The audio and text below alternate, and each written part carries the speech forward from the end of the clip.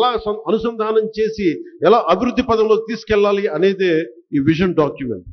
తద్వారా మనకు జరిగేది మన భవిష్యత్తు బలంగా ఉంటుంది. ఆయన కోరిక కూడా అందరూ సంతోషంగా ఉండాలి, అందరూ ఆరోగ్యంగా ఉండాలి, అందరూ ఐశ్వర్యంతో ఉండాలి అనేది. అలాంటి విజన్ డాక్యుమెంట్ తీసుకొచ్చిన గౌరవ ముఖ్యమంత్రి శ్రీ నారా చంద్రబాబు నాయుడు గారికి మనస్ఫూర్తిగా ధన్యవాదాలు నేను తెలియజేసుకుంటూ, వారికి నేను శుభాకాంక్షలు తెలియజేసుకుంటూ, మీ అందరి తరపున నేను ఒకటే మాటిస్తున్నాను. పొలిటికల్ స్టెబిలిటీ ఈ రాష్ట్రానికి కనీసం తక్కువలో తక్కువ 2.5 దశాబ్దాలు ఉండాలని నేను కోరుకుంటా ఉన్నా. పెట్టుబడులు రావాలి అంటే చెప్పారు కదా మీకు, united we stand, divided we fall అని. మనం కుల పరంగానో, పార్టీల పరంగానో, ప్రాంతాల పరంగానో, వర్గాల పరంగానో కొట్టుకునే రోజులు ఇంక అయిపోయినాయి. ఆ రోజులు అయిపోయినాయి. 21వ శతాబ్దంలో ప్రవేశించి కూడా ఇంకా నా కులం, నా మతం, నా వర్గం అంటే పనిచేయు. సమస్యలు ఉన్నాయి, కరెక్ట్ చేసుకుందాం.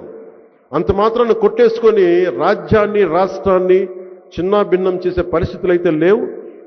వేదిక పైన ఉన్నవాళ్ళు కానీ, నేను కానీ, ఎవ్వరూ కూడా, గౌరవ ముఖ్యమంత్రి గారి మేమందరం ఒకటే మాట మీద ఉన్నాం. ఆయన వెన్నంటే ఉన్నాం. మేమందరం కలిసి ప్రధానమంత్రి నరేంద్ర మోదీ గారి కన్నకల వికసిత్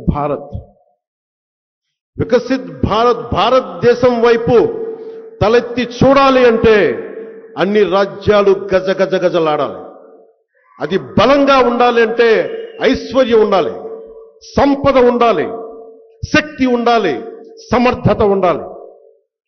చైనాను చూసి అమెరికా లాంటి దేశాలు భయపడతాయి. అలాంటి స్థితికి భారతదేశం వెళ్ళాలంటే దాంట్లో అంతర్భాగమైన ఆంధ్రప్రదేశ్ బలోపేతంగా ఉండాలి. అది నారా చంద్రబాబు గారి నాయకత్వంలో ఆయనకి మేము కలలు కనే ఆంధ్రప్రదేశ్కు ముందుకెళ్ళాలని మనస్ఫూర్తిగా మేము కలలు కంటూ ఆశిస్తూ, ఆయన అత్యంత ఆరోగ్యంగా అద్భుతంగా ఆయనకి భగవంతుడు నిండు 100 ఏళ్ళు ఆయుష్ ఇవ్వాలి, ఆయనకి ఆరోగ్యం ఇవ్వాలి.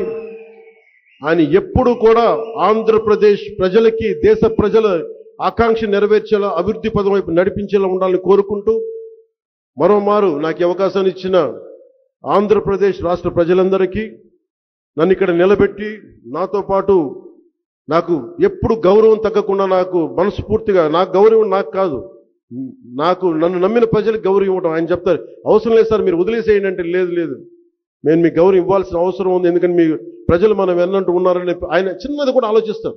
మీరు ముందు వెళ్ళంటే, లేదు నాతో పాటు రా అంటారు.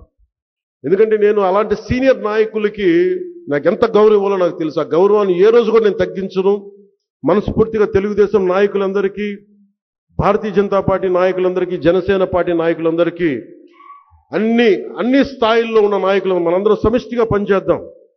చంద్రబాబు గారితో నేను ఎలా కలిసి పనిచేస్తున్నానో, కొన్ని సమస్యలు ఉన్నా మనకి అప్పుడప్పుడు ఉంటాయి. కొన్ని సమస్యలు ఇలా ఎందుకు చూడకూడదు, అలా ఎందుకు చూడకూడదు ఉంటాయి. కానీ వీటన్నిటిని అధిగమించి వెళ్ళటమే మన ప్రజలు మనకిచ్చిన ఈ మ్యాండేట్. దీన్ని గౌరవించాలని మనస్ఫూర్తిగా కోరుకుంటూ, గౌరవ ముఖ్యమంత్రి చంద్రబాబు నాయుడు గారికి మరోమారు ధన్యవాదాలు తెలుపుకుంటూ, అద్భుతమైన ఈ యాత్రలో మీ వెన్నంటే ఉంటామని తెలియజేసుకుని సెలవు తీసుకున్నాను. జై ఆంధ్ర, జై హింద్.